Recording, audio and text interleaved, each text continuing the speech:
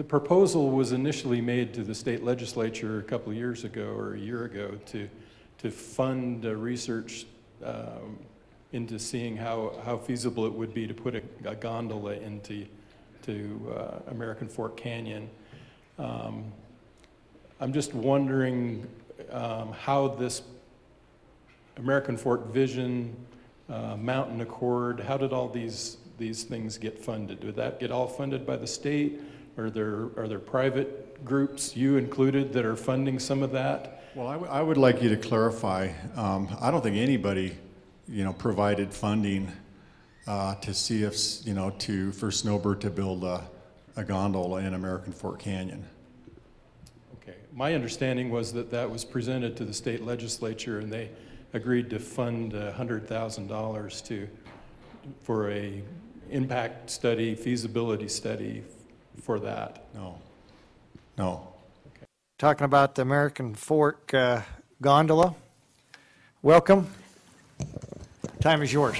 Thank you to the chairs and the committee for your indulgence in granting us some time. I have a guest with me, and actually I'll introduce a general concept and then turn the time over to my guest.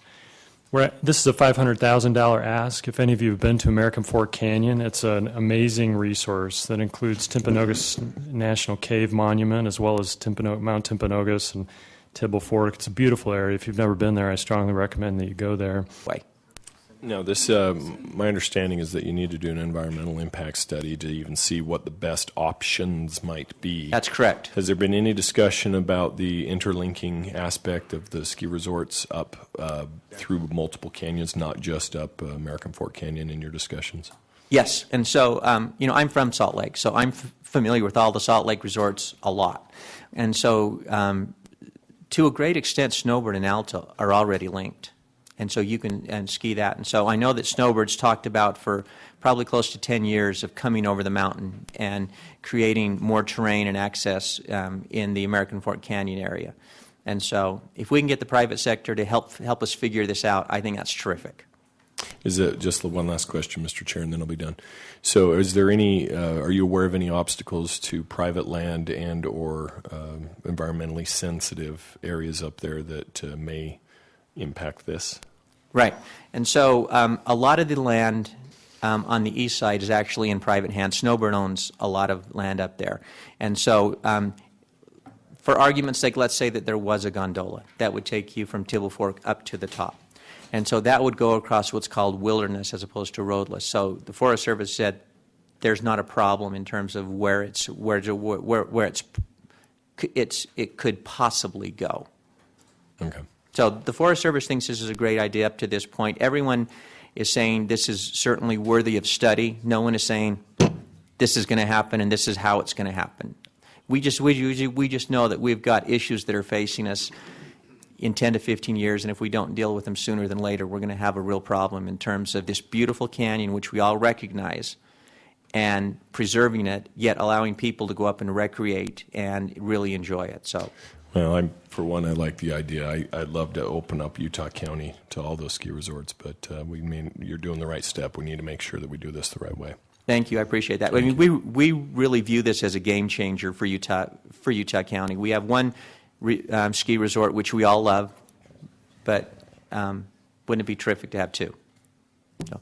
Plus the jobs. Thank you, Representative Hemingway. Thank you, Mr. Chair. I think you just answered my question. I was going to ask you what is up there. I'm not familiar with it. Is there a ski resort up there? Well, there are ski resorts certainly on the Salt Lake side. And then you can ski over in Mineral Basin on the Snowbird side. And so we don't know how this is going to shake out, Representative. All we know is it's worthy of study, and if we can get the private sector to help us solve this problem, I love that idea. Private-public sectors, I think, are a good way to think, and that's the way that we're trying to think as well. But say in the summertime, is it a place where people go to picnic and Absolutely. so forth and so on? Yeah, we're talking about year-round recreation. We're not talking about winter recreation. So American Fork Canyon has some of the best terrain that you'll see. So people that'll go up there to mountain bike, to hike, to fish, to just go up there for a picnic. There's a ton of recreational opportunities that aren't just in the wintertime, but it's actually year-round recreation. Thank you. The other Nope. consideration that I'd add to that is just the reality of the entertainment value of riding over this land and looking around at it all. For those of us that may not mountain bike, hike, or horseback ride in the area, and it's an environmentally safe and protected fashion. Electrical transport, it doesn't touch the ground. The people can use without destroying the property, which is so if you get the general concept as we do these environmental studies is that long term we're looking to utilize these lands in a safe and appropriate fashion so that all benefit without damage to these vital areas. So the proposal is that of a public, what you're looking at is a public-private partnership where the state does get involved with a public or a private partner of some sort. Are we talking Yes. UTA or UT? Well, I think you have a lot of parties involved. Certainly UTA is going to have to be involved. UDOT's going to have to be involved. The Park Service is going to have to be involved. So is the Forest Service. They're all stakeholders. And all of the Utah counties have a vested interest in making sure this happens correctly. So there's a lot of people.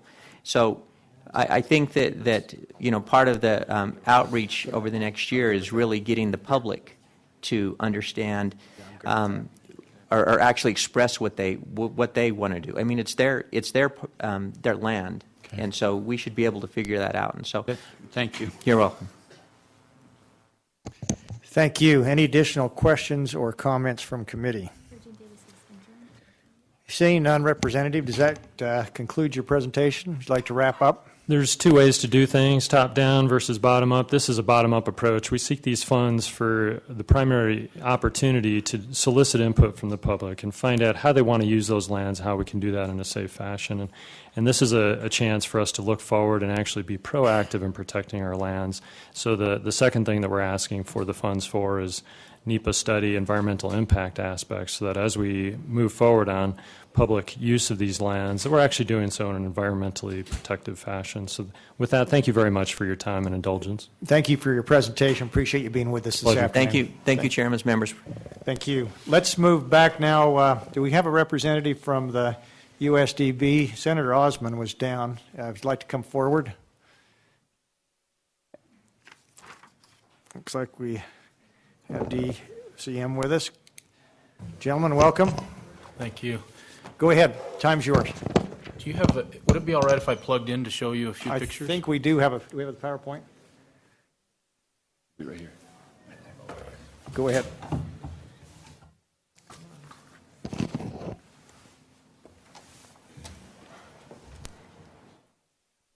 There we go.